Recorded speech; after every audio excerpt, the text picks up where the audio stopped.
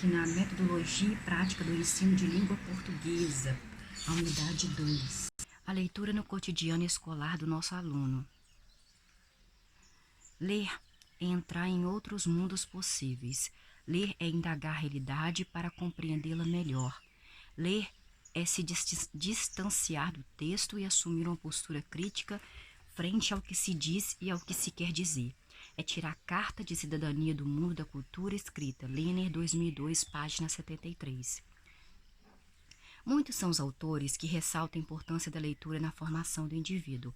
Entretanto, é preciso considerar que a relação que estabelecemos com a leitura precisa ser mediada por um leitor mais experiente. Qual é a criança que não gosta de sentar-se ao lado de um adulto para ouvir uma boa história? Aventura, mistério, magia, romance, ironia, comédia e ensinamento, dentre outras. Pode até ser que a história a ser lida já seja conhecida pela criança, mas isso não altera o seu contentamento e empolgação para ouvi-la diversas vezes. Mas há um fato curioso que precisa ser observado com atenção, pois deve ser compreendido por nós adultos, mesmo aqueles que já sabem ler, que apreciam a leitura feita pelo professor. O que isso quer dizer? Vamos conversar a respeito de alguns pontos que merecem ser destacados aqui. Primeiro, é preciso que reconheçamos que até mesmo nós, adultos, gostamos que nos seja lida uma boa história. Quando a disciplina que leciono no curso de pedagogia trata de leitura e escrita, sempre escolho um bom texto para iniciar a aula e explico para os alunos que acredito que essa é uma prática fundamental para que possamos compreender o encantamento que o ato de ler exerce sobre nós. Por meio da leitura, como nos foi dito por Délia Lehner, na citação de que dá início a esse estudo, temos a possibilidade de viajar por outros mundos, conhecer outras culturas, vivenciar aventuras sem correr os seus riscos. Uma boa leitura nos permite transitar entre o passado, o presente e o futuro. Isso é fantástico! Muitos alunos relatam que, enquanto realizam a leitura escolhida para o início da aula, eles ficam mais calmos, eles se sentem mais relaxados, desaceleram em relação à correria do cotidiano. Casa, trabalho, escola. Casa, trabalho, escola. Se por algum motivo anunciam que não haverá leitura naquela aula, eles demonstram decepção e insatisfação. Lembre-se de que estamos falando de alunos do curso de pedagogia, ou seja, adultos e das mais diferentes idades. Ao final da aula, sempre há um ou outro aluno que vem pedir para que eu repita o nome do livro, do autor e da editora, pois tem interesse em adquirir a obra. A prática de realizar a leitura de história para as crianças, infelizmente, tem ficado sobre a inteira responsabilidade de professores que atuam na educação infantil ou das famílias, nas quais o hábito de ler tem sido cada vez menos valorizado, por razões diversas. A passagem do aluno da educação infantil para o ensino fundamental é, na maioria dos casos, acompanhada por uma ruptura de rotina e de práticas pedagógicas para a qual não se encontra fundamento. A descontinuidade, por exemplo, do hábito de ler para os alunos que ingressam no primeiro ano do ensino fundamental, atualmente aos 6 anos de idade, justifica-se pelo discurso de que, se agora há muitos conteúdos a serem trabalhados, a leitura só pode ser realizada se e somente se sobrar tempo. Ora, que conteúdos podem ser mais importantes do que o desenvolvimento da competência leitora? Ou seja, que a falta de conhecimento dos benefícios propiciado pela leitura realizada aos alunos, que faz com que educadores, de um modo em geral, sacrificem esse momento para, em seu lugar, propor atividades em que a abordagem de um determinado conteúdo está mais explícita. Vamos a partir de um pressuposto comum para que juntos possamos avançar na reflexão sobre essa temática. É papel da escola ensinar o aluno a ler e escrever, para além das codificações, e seu objetivo é que o aluno desenvolva competência leitora e escritora. Sendo assim, cabe ao professor buscar meios para garantir aos seus alunos o desenvolvimento das tais competências. O paradoxo existe em muitas práticas pedagógicas atuais está justamente no fato de que, para contribuir no desenvolvimento de uma leitura competente por parte do aluno, nós, professores, deixamos de ler para ele. Se isso ocorre, de que maneira nós podemos esperar de que esse aluno venha gostar de ler? Não é lógico que ele possa pensar que se ler fosse bom, aprazível, se ajudasse a ampliar o vocabulário e tudo mais que acostumamos discursar enquanto falamos sobre a importância de desenvolver o hábito da leitura, nós faríamos isso juntos, na escola, não é verdade? Mais uma vez, insistimos na importância de conhecer as razões implícitas nas práticas adotadas. Então, podemos nos perguntar: quais são os benefícios de uma leitura realizada pelo professor aos alunos? Vamos a eles. É quando o professor lê para os alunos, e essa deve ser uma prática que permeia necessariamente todos os anos iniciais do ensino fundamental, do primeiro ao quinto ano, e quem dera continuasse nos demais anos que sucedessem, que o texto ganha vida. A entonação, as expressões, o gestual, o ritmo, a fluência, enfim, toda a postura do professor revela o ensinar como deve ser uma leitura. O professor, o leitor competente, enquanto lê, oferece aos alunos um bom modelo do que é essa atividade. Lembra-se da palavra modelo? Aquela que acreditávamos estar proibida considera-se uma perspectiva de ensino diferente do tradicional?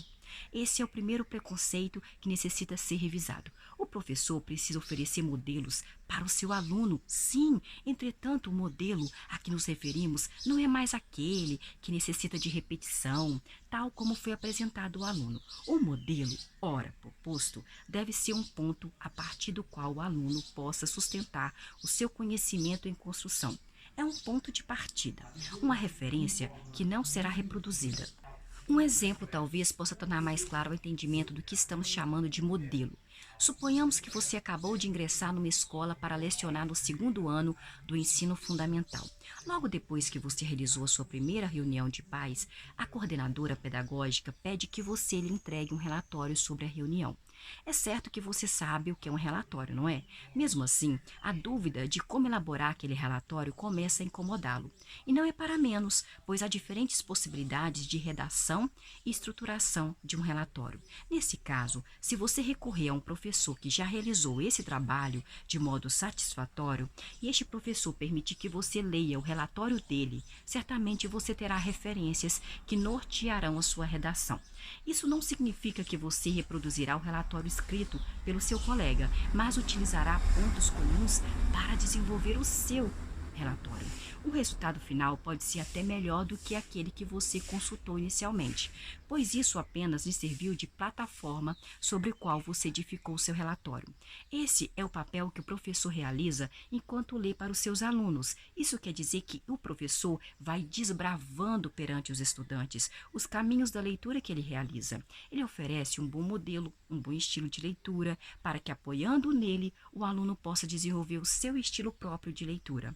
Vera Ronca, em suas aulas, apresenta aos alunos obras de Van Gogh que foram inspiradas em Hamlet, seu mestre, e pela similaridade das imagens. Observa o despertar de sentimentos de decepção em relação ao mito sagrado. Van Gogh abala uma crença fortemente instalada no gênio como alguém que não precisa de referências externas ou modelos como fonte de inspiração para suas produções, pois se acredita ser ele dotado de dons inatos tão potentes que o desenvolve durante a sua vida, independentemente dos outros e das circunstâncias que o cerca.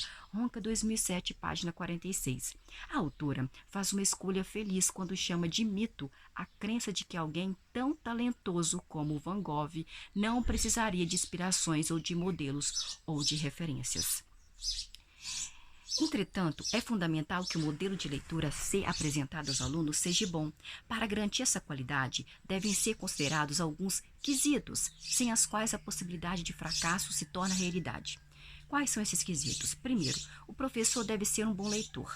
Nesse processo, há que se considerar a competência leitura do professor, que atuará como parceiro mais experiente do aluno, ou seja, a referência, o modelo, e cuja intimidade com o texto lido revelará, pela condução da atividade, a importância de atribuir sentido ao texto. Vale lembrar que ler uma poesia com a mesma entonação do início ao fim é muito diferente de ler a mesma poesia, modificando a entonação de acordo acordo com os sentimentos ou fatos que vão se revelando no decorrer do texto, e isso o aluno só vai aprender observando com os outros lendo. A escolha prévia do texto é imprescindível que o texto selecionado tenha sido prévia e cuidadosamente escolhido, considerando-se o perfil da classe, seus interesses, a faixa etária, o que a sua leitura tenha sido realizada antecipadamente pelo professor, possibilitando que o professor explore junto aos alunos os diversos recursos utilizados pelo autor para envolver o leitor. Contos de fadas, contos de mistérios, notícias de jornais, poemas, entrevistas, biografias, reportagens, enfim, qualquer que seja o texto escolhido pelo professor, deve ter sido selecionado previamente, anteriormente, obedecendo a critérios que considere a dinâmica e o interesse da classe. Os comentários sobre o autor e a obra. Outro aspecto fundamental é que o professor selecione algumas informações sobre o autor do texto para fornecê-las ao aluno antes da realização da leitura. Dados da sua biografia, da obra da qual o texto está sendo retirado e de outras publicações do mesmo autor. Por exemplo, aguça o interesse dos alunos para a leitura, além de ajudá-los a estabelecer algumas relações entre o escritor e a sua obra.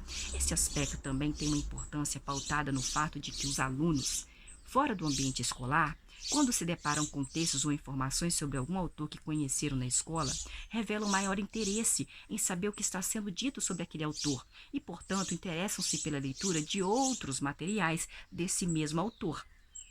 A utilização do portador do texto. A leitura realizada pelo professor deve necessariamente ser realizada diretamente no seu portador, isto é, se o que está sendo lido é um conto de fadas que foi contado pelos irmãos Grimm, é essa obra que deve ser apresentada aos alunos e o professor deve realizá-lo no próprio livro. O texto não deve ter sido reproduzido, manual ou mecanicamente, pois o aluno precisa aprender onde é que ele pode encontrar os diferentes tipos de texto que lhe são apresentados. Assim, se o texto lido é uma matéria que foi publicada no jornal, o professor deverá levar para a sala de aula o próprio jornal, mostrando ao aluno como localizar a informação nesse portador. Se levasse a matéria recortada, por exemplo, privaria o aluno dessa aprendizagem.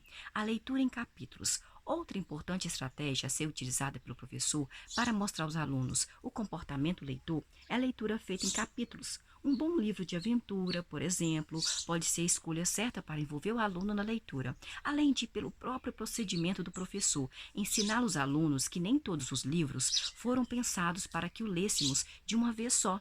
Há exemplos das novelas televisivas. O professor atrai o aluno para aquela leitura, na trama nela contida, interrompendo-o no momento de suspense escolhido previamente pelo professor. Você lembra disso? No momento em que algo importante está para acontecer ou para ser revelado.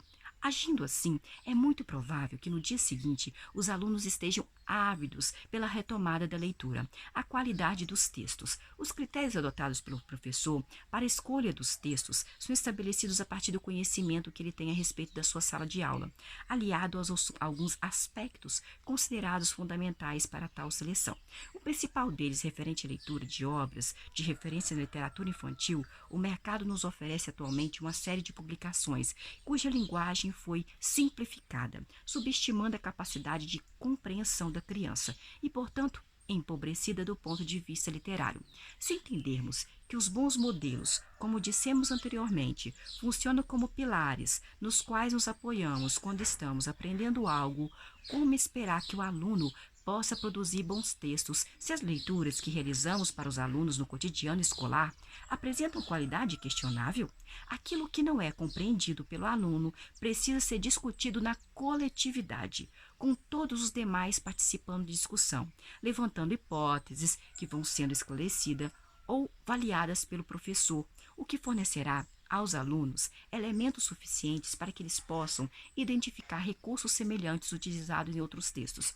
A argumentação de que há textos cujas expressões são tão difíceis de compreensão para as crianças que pode sugerir que o professor considere duas possibilidades, que talvez seja a hora de ensiná-las a buscar o significado das palavras do dicionário e que o texto não esteja adequado para a faixa etária em que as crianças se encontram. Entretanto, na maioria dos casos, sabe-se que muitas dúvidas que surgem a partir da leitura de um texto, e as dúvidas são bem-vindas no processo de aprendizagem dos alunos, pois os mobilizam a buscar respostas e, portanto, conduzem à aprendizagem. Podem ser sanadas em discussões em que o professor atua como mediador. Considere também o fato de que, como leitores competentes que somos, muitas palavras cujo significado desconhecemos podem ser compreendidas no seu contexto, sem que seja necessária a utilização do dicionário. Outras, porém, exigem que essa consulta seja feita e será a experiência leitora de cada um de nós que decidirá qual procedimento será adotado em cada situação. Entretanto, após a leitura, é importante mostrar aos alunos essas duas possibilidades. A leitura compartilhada ocorre quando todos têm acesso ao texto escrito e podem acompanhar e participar da leitura feita pelo professor. Ter acesso ao texto escrito significa que os alunos podem acompanhar a leitura do professor, observando em que momento o professor realiza suas pausas, o que o faz o professor modificar sua entonação de voz, quando a sua expressão se torna mais acentuada, enfim, pode observar o comportamento leitor adotado pelo professor ou pelo leitor mais experiente na sua interação com o texto escrito. Para tanto, cada aluno, dupla ou trio, deve ter em mãos o portador do texto. Outra forma interessante é a projeção do texto numa tela para toda a classe. A hora da leitura. Sabe-se que há vários relatos de que professores que dizem ler para os seus alunos quando sobra um tempinho ou ao final da aula, enquanto aguarda o sinal que autoriza a saída, esse não é o lugar que gostaríamos que a leitura ocupasse na escola. Dada a sua importância na formação dos alunos, ela precisa ocupar um lugar de destaque. Precisa ser planejada, acontecer diariamente, de preferência no início da aula, ou seja, no momento em que os alunos estão chegando à escola e, portanto, estão mais dispostos. Ela precisa ser desejada, esperada pelos alunos. Só assim estaremos contribuindo para que se tornem verdadeiramente os alunos bons leitores. O lugar para ler. O local de leitura, seja ela feita pelo aluno ou pelo professor, pode variar.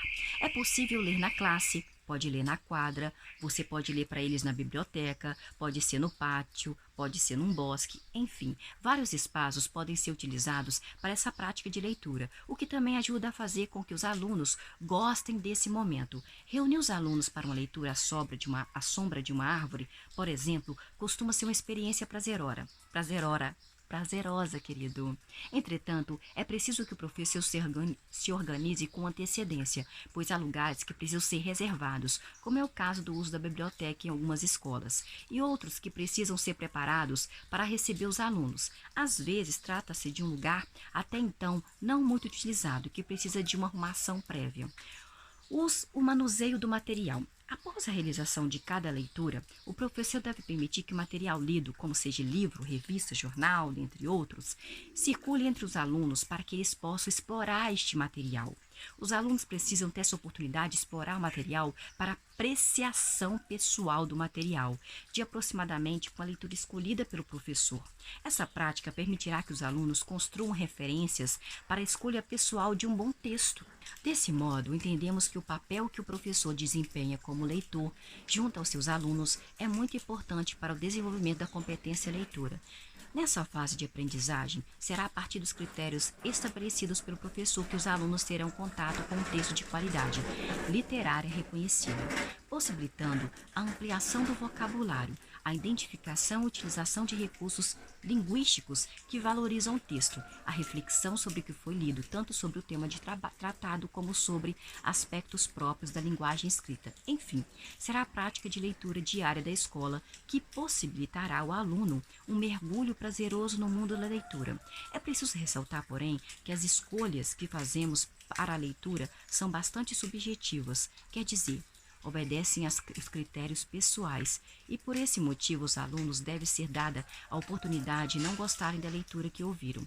Há livros que são considerados best-sellers, o qual não significa que todas as pessoas ficarão satisfeitas após a sua leitura. Nesse sentido, o professor também deve mediar discussões acerca das leituras que realiza, propondo que os alunos se manifestem livremente, mas que argumentem sobre as impressões que tiveram sobre a leitura que ouviram ou que realizaram. Por isso, essa é uma prática de extrema importância em que o professor atuará como referência para os alunos caminharem na direção da autonomia leitora.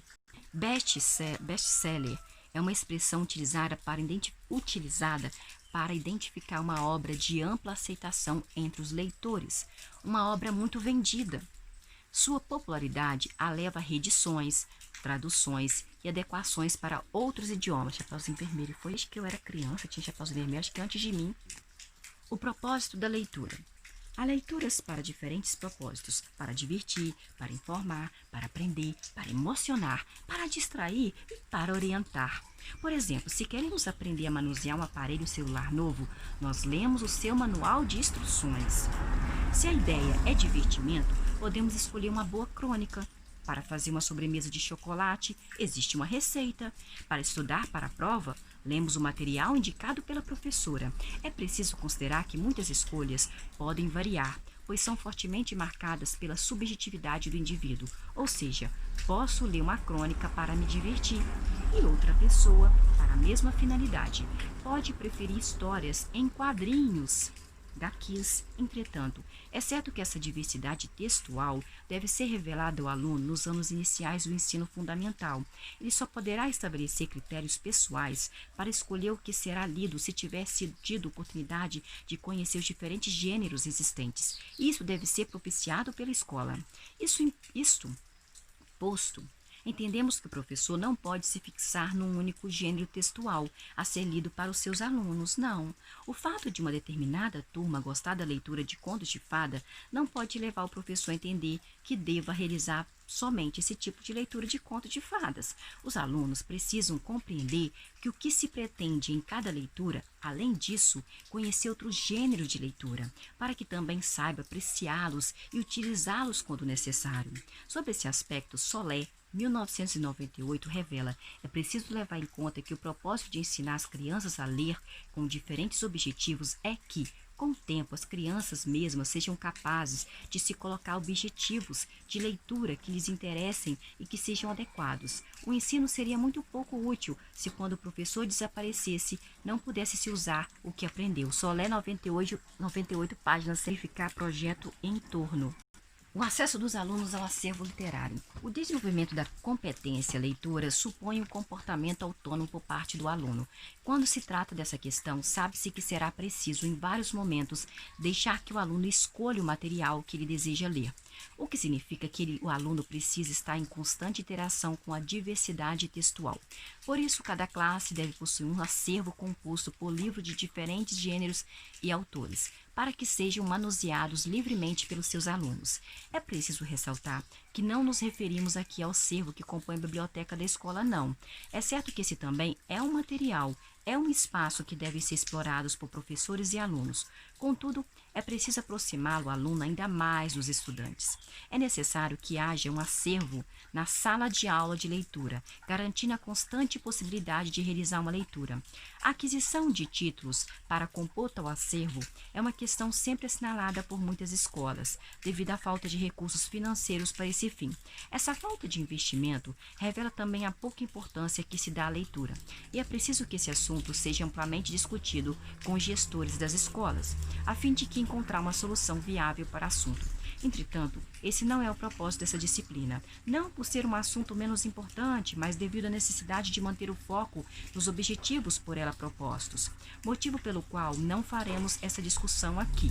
Mas não se pode deixar de reconhecer o esforço e empenho de muitos professores que, compreendendo a importância de haver um acervo na sala de aula, recorrem aos pais, recorrem à comunidade e recorrem também às editoras, enfim, a todos que pudessem contribuir para a reunião desse material de suma importância para o seu trabalho. O acesso ao acervo da classe permitirá ao aluno retomar, por exemplo, uma leitura que foi realizada pelo professor e pela qual tenha sido interessado, buscando localizar as partes que mais gostou no texto. Essa proximidade com os diversos títulos também possibilitará que os alunos entre si façam recomendações de leituras, buscando justificativas que possam convencer o colega a ler a mesma obra, o que contribui significativamente para o desenvolvimento da oralidade e da argumentação. Além de ser acessível para os alunos, as obras que compõem o acervo da sala de aula devem ser passíveis de empréstimo, segundo regras que a professora estabelecerá em conjunto com a classe, como cuidados para não riscar, para não rasgar, para não amassar e para não sujar. Os alunos devem poder levá-la para casa. Pensemos o quão prazeroso se torna a leitura quando podemos compartilhá-la com aqueles de quem gostamos. Levar para casa uma aventura lida pelo professor e na leitura com os familiares, poder imitar o comportamento leitor da professora ou ainda mostrar para os seus entes queridos o quanto conhece sobre aquela obra, torna muito propícia a aprendizagem de aspectos essenciais da leitura, além de envolvimento agradável com o texto. Há ainda outro fator a ser considerado no acesso do aluno ao acervo literário. A indicação de leitura, essa prática que nos acompanha por toda a vida, precisa ser motivada pelo professor. Quando fazemos a indicação de algo que gostamos, seja um filme que assistimos, uma música que ouvimos, um lugar que visitamos, um restaurante que comemos, enfim, de toda uma infinidade de possibilidades presentes no nosso cotidiano, desenvolvemos também a habilidade de extrair da experiência vivida a informação essencial para fornecê-la a quem estamos fazendo a indicação. Isto é a realização de uma síntese tão necessária quando queremos, por exemplo, fazer o resumo de um texto. Assim, a utilização das informações selecionadas fundamentará a argumentação a ser desenvolvida para a realização da indicação, pois sabemos que toda indicação pressupõe uma justificativa, uma argumentação. Leia esse livro porque ele é muito divertido. Assista aquele filme porque ele tem uma trilha sonora maravilhosa. Vá àquele restaurante porque o atendimento lá é de primeira linha. Ao professor caberá o planejamento de situações em que tais propostas sejam colocadas em prática. Contudo, se ele não estiver ciente de que a sua mediação nesse processo é o que potencializará a aprendizagem dos alunos, os objetivos requeridos por meio do desenvolvimento de com a leitura não serão alcançados. A atuação do professor no desenvolvimento do aluno.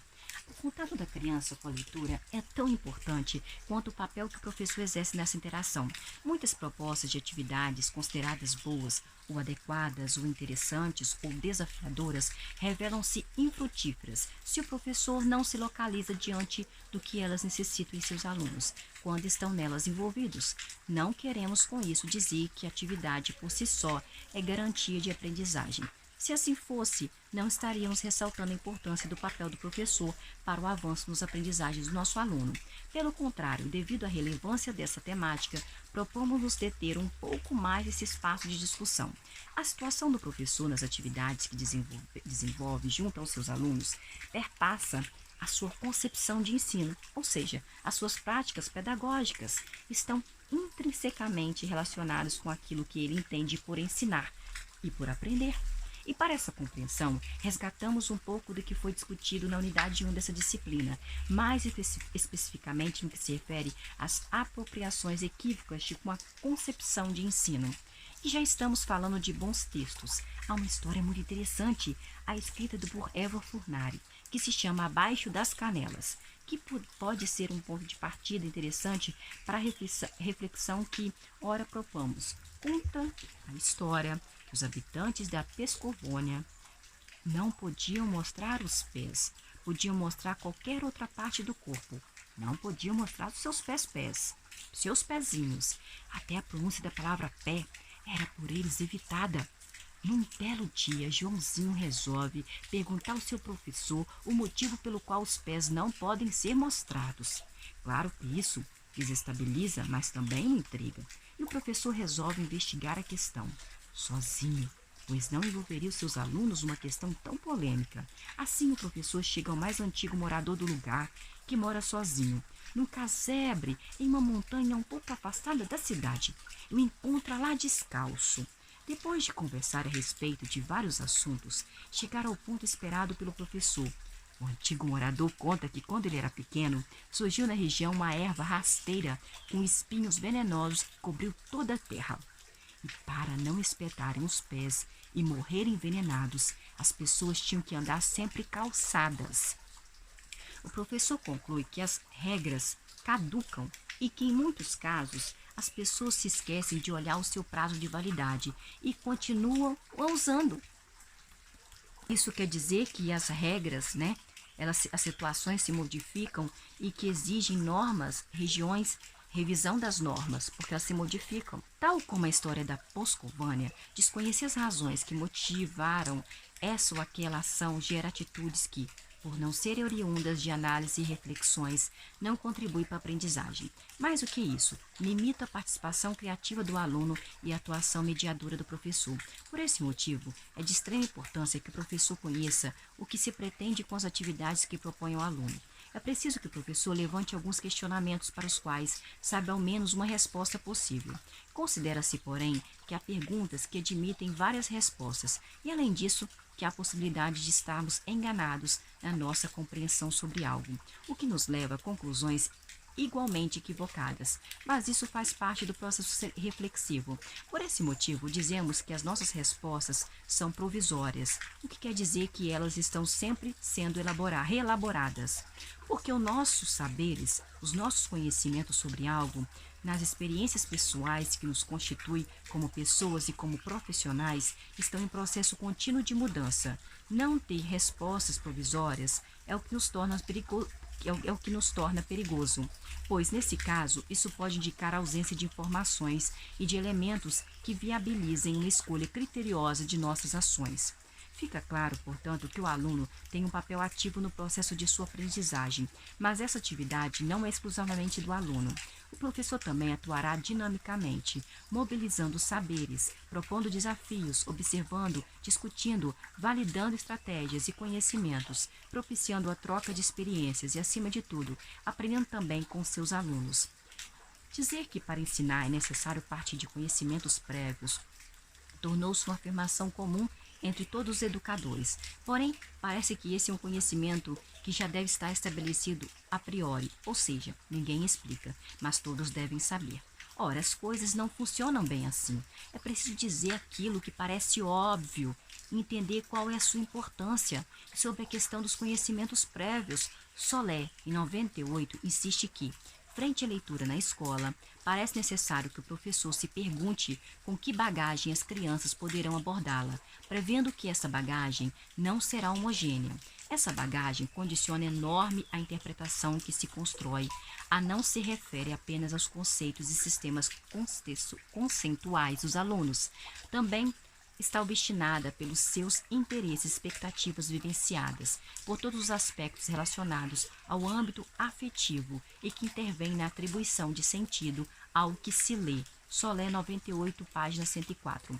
Desse modo, é preciso que tenhamos clareza de que os alunos chegam à escola com muitos conhecimentos acerca de diferentes assuntos, e o conhecimento que possui varia muito de criança para criança. Isso porque, como afirmou Solé, as crianças são constituídas também nas experiências vivenciadas pelos alunos. Como as experiências de cada um é única, também os saberes prévios devem considerar essa perspectiva. As discussões que antecedem as abordagens de um tema, as considerações iniciais antes da leitura de um determinado texto, as hipóteses levantadas e as antecipações com base nas informações contidas no livro, por exemplo, são formadas de mobilizar os conhecimentos prévios dos alunos, de modo que eles contribuam para a compreensão do que será lido. Para tanto, o professor é quem deve promover essas discussões com os alunos. Por exemplo, se o professor escolhe realizar a leitura de um clássico conto de fadas, precisa mostrar a capa do livro aos alunos antes da leitura,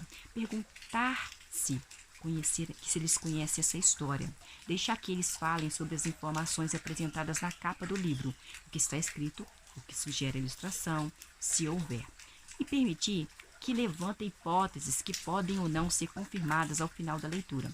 Algumas impressões ou informações trazidas pelas crianças nessas oportunidades podem não fazer muito sentido no contexto da discussão.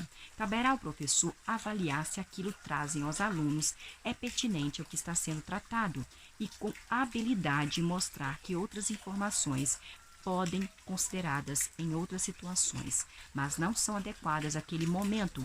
Ainda sobre os conhecimentos prévios, Vygotsky, 98, já afirmava: o ponto de partida dessa discussão é o fato de que o aprendizado das crianças começa muito antes de que elas frequentem a escola. Qualquer situação de aprendizado com a qual a criança se defronta na escola tem sempre uma história prévia. Por exemplo, as crianças começam a estudar aritmética na escola, mas muito antes elas tiveram alguma experiência com quantidades. Tiveram que lidar com operações de divisão, de adição, subtração e determinação de tamanho. Consequentemente, as crianças têm sua própria aritmética pré-escolar, que somente psicólogos míopes podem ignorar. Vygotsky, 98, página 110. A advertência final de Vygotsky aos psicólogos é válida também a qualquer um de nós professores. É imprescindível que possamos entender que os conhecimentos prévios dos alunos devem ser utilizados a favor da aprendizagem. Na verdade, eles são um ponto de partida para o trabalho do professor. Isso significa que se parte em direção a um destino conhecido, a aprendizagem. É recorrente uma compreensão daquelas equivocadas que já nos referimos várias vezes nessa unidade anterior, em que se acredita que trabalhar com os conhecimentos prévios é proporcionar ao aluno a utilização daquilo que já sabe. Bem, esse é apenas o ponto de partida, não podemos nele permanecer. Se como professores não ampliarmos o que os alunos já sabem, ou não sistematizarmos aquilo que eles já conhecem, de que maneira promoveremos a aprendizagem, hein? É preciso que isso fique muito claro. O trabalho do professor parte dos conhecimentos prévios dos alunos, que eles trazem antes de entrar na escola. Mas o professor tem uma direção maior, que visa mostrar outras vertentes, outras possibilidades. O professor quer ir além do que já é conhecido pelo aluno. E esse é o objetivo que se sustenta no conhecimento já adquirido, ancorado naquilo que já é sabido. É possível dar um salto na direção daquilo que é novo. O trabalho com conhecimentos prévios é de ponto de partida para o trabalho do professor e não um ponto de fixação. É preciso além do que já é conhecido. Considerando-se ainda os estudos realizados por Vygotsky, sabemos que o autor considera a resistência daquilo que se chamou a Zona do Desenvolvimento Proximal, ZDP, Zona de Desenvolvimento Proximal, ZDP, compreendida como a diferença entre aquilo que a criança consegue realizar sozinha, nível de desenvolvimento real. É aquilo que ela consegue realizar com a ajuda de alguém mais experiente, nível de desenvolvimento potencial. Sintonizando-os com Vygotsky, entendemos que a atuação do professor deve ocorrer justamente nesse intervalo, por ele chamado de ZDP. Z de zebra, D de dado e P de papai. Vamos tentar explicar um pouco melhor. Suponhamos que uma criança de 3 a 4 anos de idade demonstre que já consegue calçar seu tênis sozinha, mas não consegue amarrá-lo, a menos que a mãe auxilie. A ação de calçar o tênis identifica o seu nível de desenvolvimento real, ou seja, ela sabe fazê-lo sem a ajuda de ninguém. Entretanto, para amarrar o calçado, a criança necessita da ajuda da mãe, o que revela que esse é o seu nível de desenvolvimento potencial, considerando-se a distância entre o que essa criança faz sem ajuda, que é calçar o tênis, e o que necessita de ajuda para fazer, que é amarrar o tênis. Temos um campo fértil de aprendizagem da ZDP a ser explorado pelo professor. Há, porém, alguns critérios a serem considerados nessa atuação. Um deles refere-se ao fato de que somos atraídos por desafios. Por esse motivo, gostamos tanto de jogos, de charadas, de enigmas, de quebra-cabeças, dentre outros. Essa visão nos remete à compreensão de que devemos propor atividades desafiadoras aos alunos. Não é por acaso que atualmente fala-se tanto em situações problemas como estratégias de ensino? Mas que situações são essas, gente? Que desafios nós podemos propor para os nossos alunos? Voltando a Vygotsky, os desafios propostos devem se considerar a ZDP. Vamos entender o motivo desse princípio.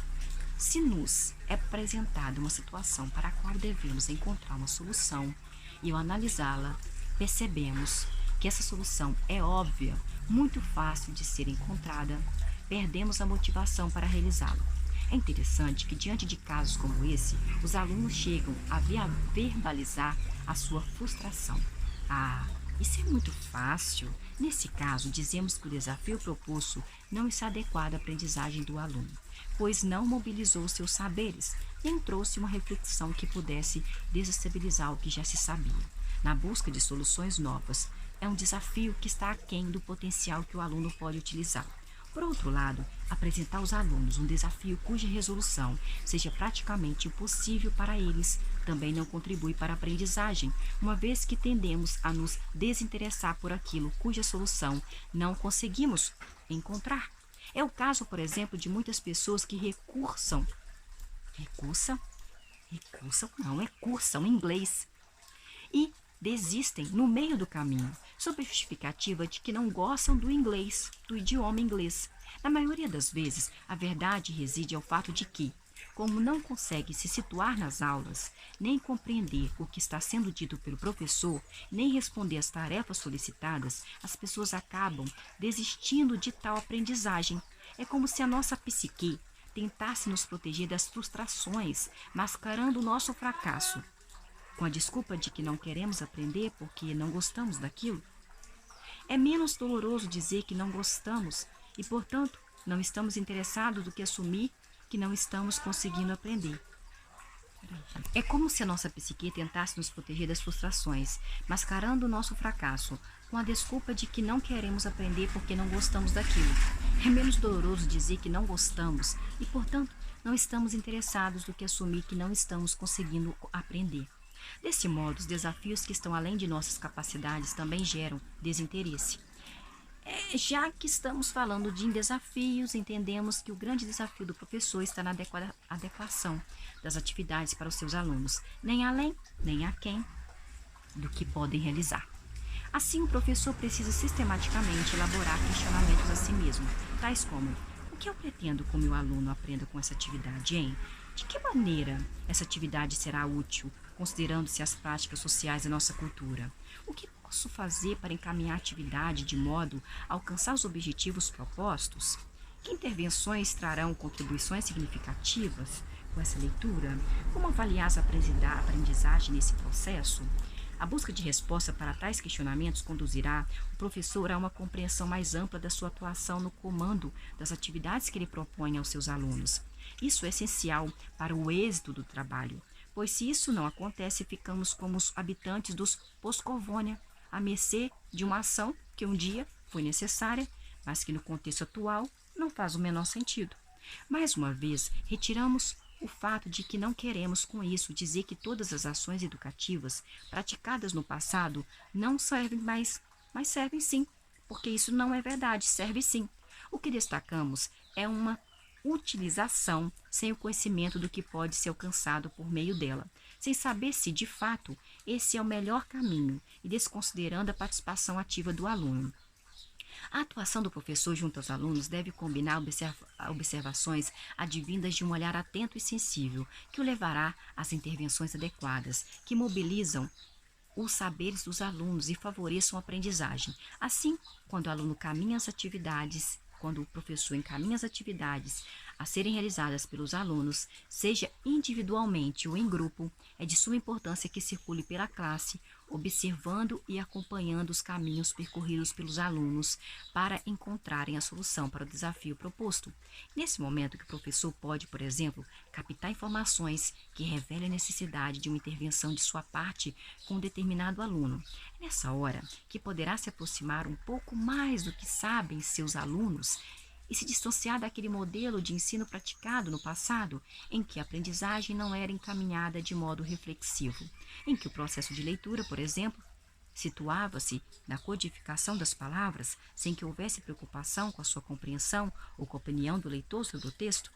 É como revela o PCN, Parâmetros Curriculares Nacionais de Língua Portuguesa. A leitura como prática social é sempre um meio, nunca um fim. Ler é resposta a um objetivo, a uma necessidade pessoal fora da escola. Não se lê só para aprender a ler. Não se lê da única forma, não se codifica palavra por palavra, não se responde às perguntas de verificação e entendimento preenchendo fichas exaustivas, não se faz desenho sobre o que mais gostou e raramente se lê em voz alta. Isso não significa que na escola não se possa eventualmente responder as perguntas sobre a leitura, de vez em quando desenhar o que o texto lido sugere, ou ler em voz alta quando necessário. No entanto, uma prática constante da leitura não significa a repetição infindável dessas atividades escolares. Brasil, 97, página 38. Por esse motivo, as atividades que apresentam desafios adequados ao perfil da classe constituem-se num modo produtivo de tratar a leitura e a escrita. Sempre que possível, o professor deve apresentar situações problematizadoras para que os alunos encontrem uma solução possível. Depois disso, deve abrir espaço para que os alunos apresentem as suas soluções, contando o caminho percorrido até chegarem a elas, já que o mesmo problema ou situação pode admitir mais de uma resposta. Será necessário troca de experiências também, que o aluno terá a oportunidade de analisar se a solução encontrada para a situação é de fato a melhor solução para o caso em questão. Essa reflexão é muito rica, gente. Se considerarmos que o aluno estará compreendendo o ponto de vista do outro aluno, pensando e comparando os percursos percorridos e ampliando as suas possibilidades de resolução para uma determinada situação. Essa é a mobilização de saberes que gera aprendizagens que tanto desejamos. Já falamos sobre a importância do professor em acompanhar as reflexões que o aluno faz durante o desenvolvimento da atividade. Dada a sua importância no processo de aprendizagem, é preciso retomá-la em diferentes momentos. Que ora fazemos? Há professores que planejam uma atividade interessante para os seus alunos, mas colocam tudo a perder quando não fazem o devido acompanhamento do seu desenvolvimento. Se as atividades propostas pelos professores têm como objetivo mobilizar os conhecimentos dos alunos para que os alunos avancem em suas aprendizagens, muito mais do que conferir resultados finais, avaliando se estão abertos, ou certos, ou errados. O professor precisa considerar o processo, ou seja, observar quais foram as escolhas feitas pelos alunos para chegar àquele resultado, àquela conclusão, ou que foi considerado para os alunos cumprir aquela tarefa. Nesse sentido, é imprescindível o acompanhamento do professor para que se possa compreender o que pensam seus alunos. A partir de então, realizar intervenções que contribuam com a sua aprendizagem, assim como afirma Zabalat. 98. A interação direta entre alunos e professor tem que permitir o professor e o aluno, tanto quanto for possível, o acompanhamento dos processos que os alunos e alunas vão realizando na sala de aula. O acompanhamento é uma intervenção diferenciada, coerente com o que desvelo. Tornam necessária a observação do que vai acontecendo com aqueles alunos, que não se trata de uma observação desde fora, mas de uma observação ativa, que também permita integrar os resultados das intervenções que se produzam. Concordamos com o autor no que se refere à necessidade, por parte do professor, de observar seus alunos na realização de suas tarefas para se intervir adequadamente. Mas com quase tudo na educação as coisas não são tão simples, gente. É fato que no papel de professores precisamos reconhecer aquilo que o aluno sabe. Disso não discordamos. Entretanto, é preciso ir além. Referimos-nos à necessidade de compreender, tanto quanto possível, o que o aluno pensa quando ele está diante do desafio de encontrar uma solução para a atividade escolar proposta. Isso quer dizer que será preciso um esforço por parte do professor em compreender a lógica utilizada pelo aquele aluno, mas considerando o ponto de vista do aluno. Muitas vezes conseguimos, por meio de aplicação de avaliações sistemáticas, conhecer o que o aluno sabe ou não sabe. E só isso já é muito importante para o planejamento de uma boa intervenção. Mas se queremos contribuir para que o aluno realmente possa avançar em suas aprendizagens, é preciso centrar-se no percurso por ele estabelecido na resolução de um problema, na tentativa de compreender que decisões são tomadas pelo aluno na realização daquela atividade, até que ponto esse aluno consegue caminhar sozinho, que pensamento, que raciocínio levou o aluno ao equívoco, quais entraves que encontra diante do desafio que lhe foi proposto e que tipo de intervenção poderia contribuir para que o aluno avance no desenvolvimento daquela atividade que você propôs. Essas e muitas outras perguntas devem nortear os acampamentos, o acompanhamento, porque acampamento não dá, filho, que faz o professor junto aos seus constatar o que erraram ou que acertaram, para lhes oferecer mais atividades semelhantes, até que aprendam. Pouco contribuirá com a formação deles, pois é sabido que posturas como essa favorecem a memorização e execução mecânica de atividades, sem possibilitar reflexão que propiciará posteriormente generalizações importantes para a resolução de diferentes desafios que não são impostos na vida social. Talvez as palavras da professora Thelma Witz, em 2003, nos ajudem a compreender um pouco melhor o que estamos requerendo ou querendo enfatizar. A professora Thelma diz: quando se fala da importância de o professor compreender o que seus alunos sabem ou não sabem para poder atuar, a questão é mais complexa do que parece. Pensa-se sempre que é preciso ter uma boa noção daquilo que os alunos sabem do ponto de vista do conteúdo a ser aprendido. Visto da perspectiva do adulto, ou seja, de como os adultos veem a matéria que está sendo ensinada, trata-se de uma constatação simples, mas não é disso que estou falando. Volto a me referir ao saber do ponto de vista do aprendiz, porque esse é o conhecimento necessário para fazer o aluno avançar do que ele já sabe para o que não sabe. Luiz, 2003, página 39. Acreditamos, como dito anteriormente, que a criança chega à escola com uma diversidade de saberes que não pode ser ignorada, mas validada ou reformulada, conforme o meio em que se encontra. Assim, há conhecimentos que fazem parte da bagagem cultural da criança, do adolescente ou do aprendiz de um modo geral, que não foram ensinados na escola, mas emergiram da cultura, em algum momento por razões que nem sempre são claras, fizeram sentido para essa pessoa, que passa a utilizá-la sistematicamente em diferentes ocasiões. Vamos pensar num exemplo prático para entender essa ideia. Suponhamos que na produção de um texto um aluno tenha escrito a frase: eu matei a barata que estava na minha caixa de brinquedo. Poderíamos simplesmente constatar que esse aluno não sabe conjugar corretamente os verbos e selecionamos uma série de exercícios que o fizesse esse aluno repetir a situação correta. Contudo, um professor atento que está sempre a observar a atuação dos seus alunos na resolução das atividades que ele propõe, vai notar que esse é um erro comum entre os alunos menores, especialmente os das séries iniciais do ensino fundamental, que são o foco da nossa atuação como pedagogos. Eles costumam dizer eu matei, eu gostei, eu fazi, no lugar de eu matei, eu gostei, eu fiz. Assim, notar que essa é uma generalização que foi elaborada a partir da constatação de que muitos verbos são conjugados desse modo: venci, corri, comi, dentre outros, e considerar que, apesar de incorreta, partiu de uma reflexão que teve como base o modo pelo qual são conjugados tantos outros verbos, faz toda a diferença na prática educativa. Se sabemos que o aluno observou a conjugação de outros verbos e dele extraiu uma regularidade, ainda que incorreta, será preciso mostrar-lhes tantas outras situações textuais e orais em que os verbos tenham diferentes terminações, e paulatinamente dessas reflexões extrair outras regularidades que forneçam-lhe elementos e informações para que possam fazer escolhas adequadas no momento de sua produção escrita ou da comunicação oral.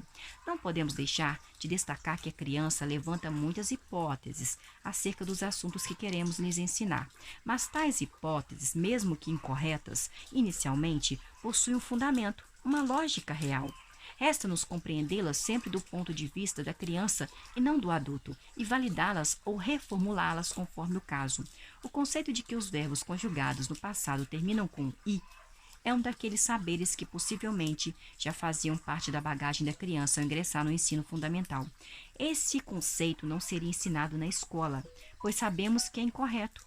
Por esse motivo, é também um daqueles saberes que precisam ser reformulados a partir de situações sociais reais que façam sentido para o aluno. Caso contrário, sucederá tal como nessa anedota. Diz-se que uma professora, cansada de corrigir o Juquinha, que insistia em dizer: meu livro não cabeu na mala, disse ao garoto Juquinha que se sentasse e escrevesse em uma folha de caderno 50 vezes a palavra coube. A ordem da professora foi prontamente atendida. Ao final da tarefa, a professora surpresa questiona: Juquinha, disse a você para escrever 50 vezes, mas aqui só tem 45. Explique-se, Juquinha. E o Juquinha disse: professora, não cabeu tudo na minha folha. A relevância desse esforço que deve fazer o professor para compreender que o aluno sabe, mas do ponto de vista do aluno é de tal ordem que o IS 2003 afirma enfaticamente: esse é um conhecimento importante que o professor deve reconhecer no processo de aprendizagem da escrita. Caso não possa fazê-lo, suas chances de ajudar o aluno a avançar são pequenas. Nesse caso, se a criança aprende a ler, provavelmente terá sido por sua própria conta e risco. UIS 2003, página 39. Outro desafio que se impõe ao professor refere-se às suas limitações diante de uma classe com muitos alunos. realidade na maioria dos estados brasileiros? Como fazer esse acompanhamento, gente, individual de cada criança? De que maneira é possível aproximar-se do que sabem os alunos? Como lidar com a diversidade de saberes que as crianças possuem e, ao mesmo tempo, atuar na individualidade? Mais uma vez, retornamos aqui à questão da diversidade na sala de aula. A perspectiva de que os alunos possuem diferentes saberes exige do professor diferentes formas de acompanhar os alunos e tratá-los em sua prática pedagógica. Isso implica uma organização didática que, em alguns momentos, priorize a observação de alguns grupos de alunos, em outros momentos, aos demais grupos. Vamos esmiuçar um pouco essa discussão para compreendê-la melhor. Suponhamos que você, professor, organizou seus alunos em grupos de 3 componentes, solicitando que fizesse a revisão de um bilhete que foi escrito anteriormente, numa outra aula ou num outro momento, por outro grupo da mesma classe.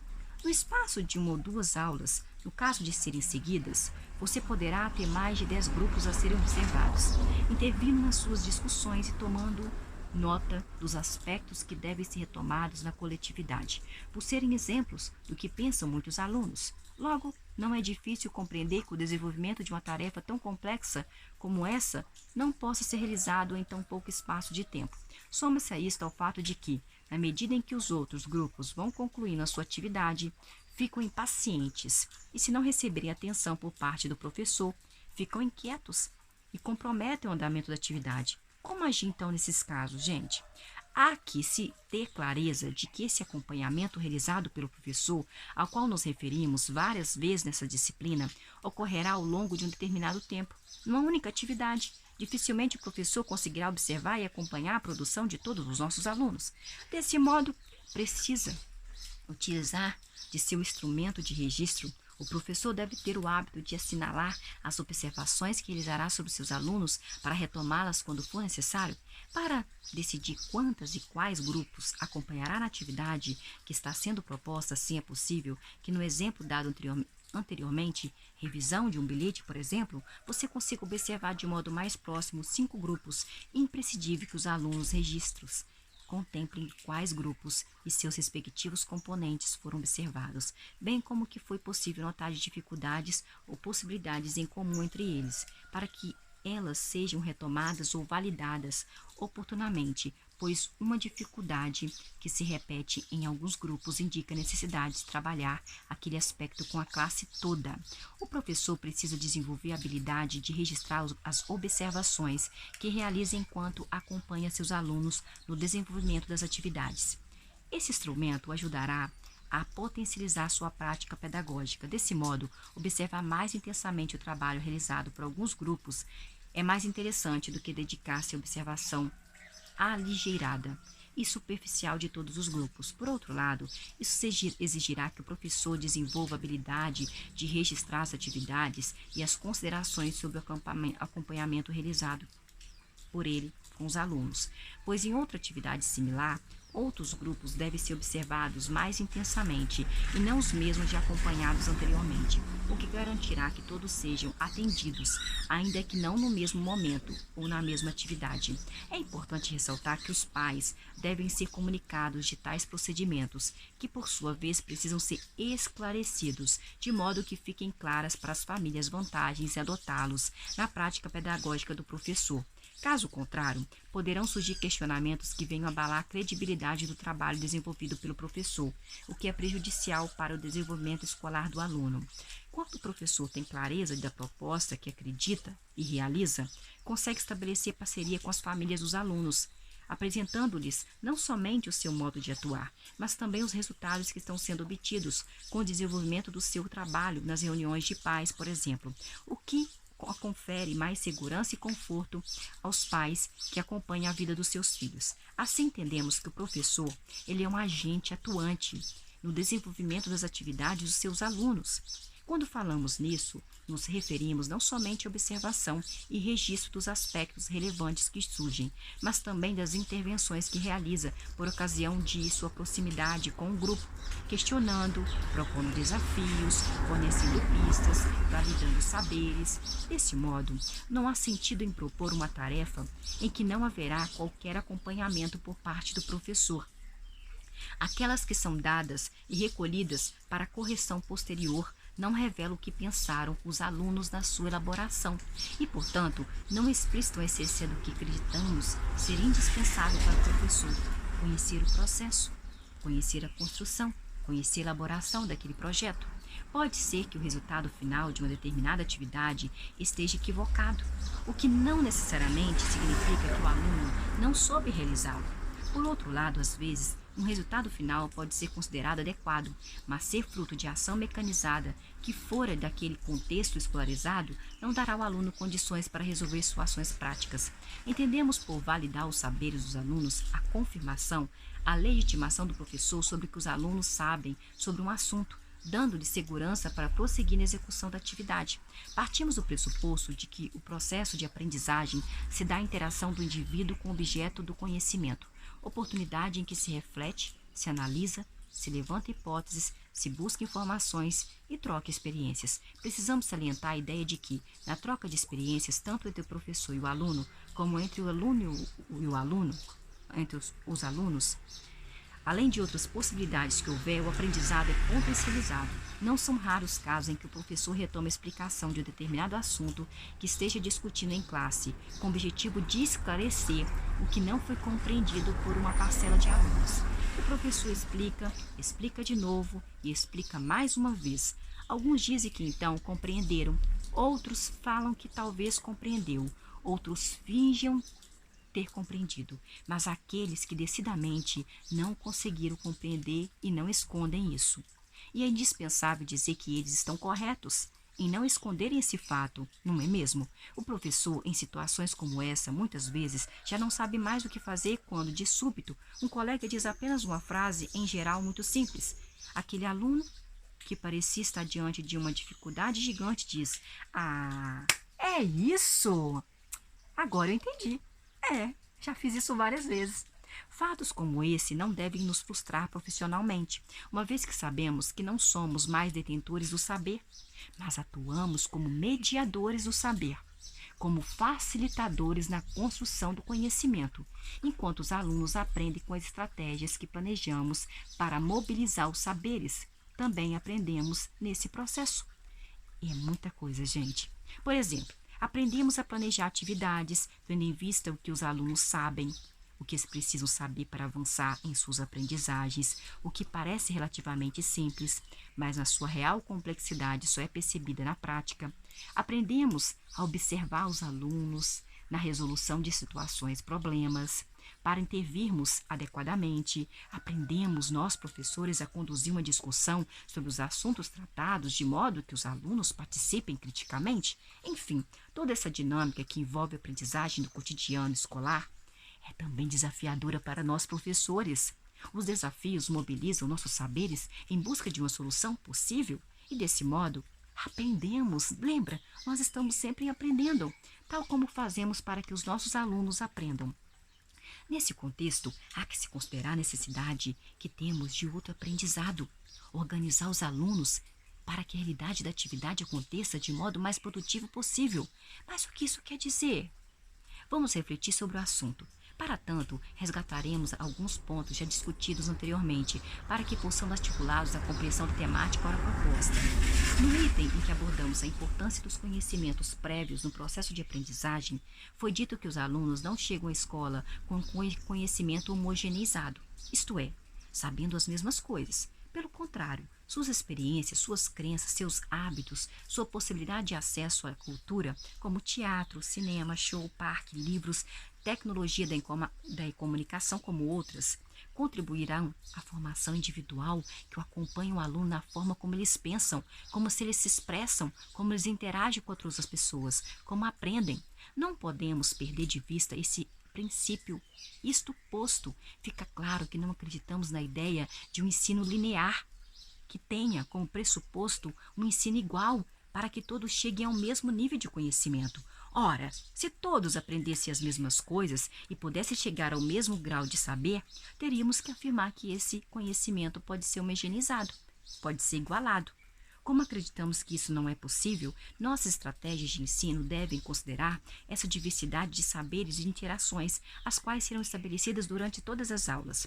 Para a maioria de nós que recebeu uma educação em que era considerada correta somente uma possibilidade de resposta para uma questão, pode parecer que essa heterogeneidade retira da escola a chance de organizar-se para o ensino, pois no processo de aprendizagem, como será possível, gente, partir daquilo que sabe de cada um dos alunos?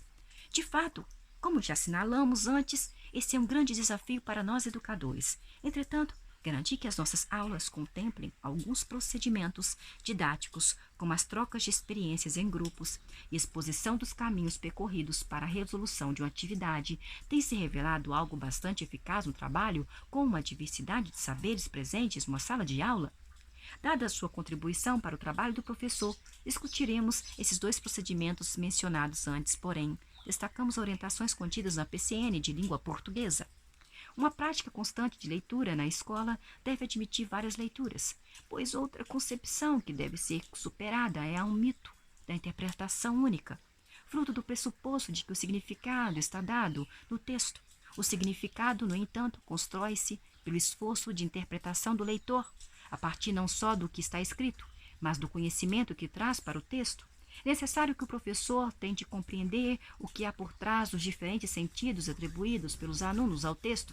Às vezes é porque o autor jogou com as palavras para provocar interpretações múltiplas. Às vezes é porque o texto é difícil ou o texto é confuso. Às vezes é porque o leitor tem pouco conhecimento sobre o assunto tratado e, a despeito do seu esforço, compreende mal.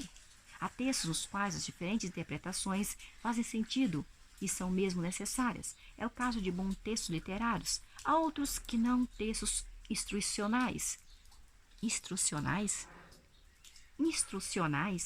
enunciados de atividades e problemas matemáticos, por exemplo, se cumprem suas finalidades se houver compreensão do que deve ser feito. Brasil 97, página 38. Quando o trabalho em grupo, dizemos que este precisa ser a base do trabalho em sala de aula.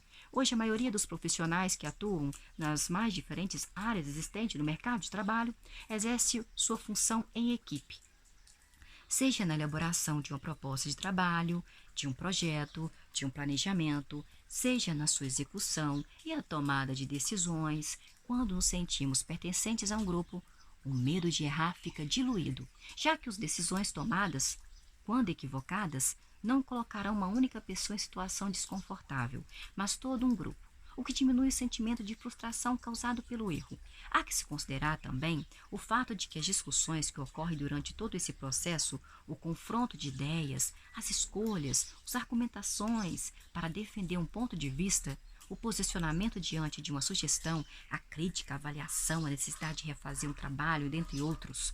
Ou seja, as trocas de experiências solidificam aquilo que cada um já sabe sobre o assunto. E mais do que isso, amplia a visão que se tinha sobre o assunto. Ainda que possamos considerar que as especificidades de um grupo de alunos dos anos iniciais do ensino fundamental que realizam uma dada tarefa escolar são diferentes daquelas que movem a atuação de um grupo de profissionais, o princípio de funcionamento é o mesmo.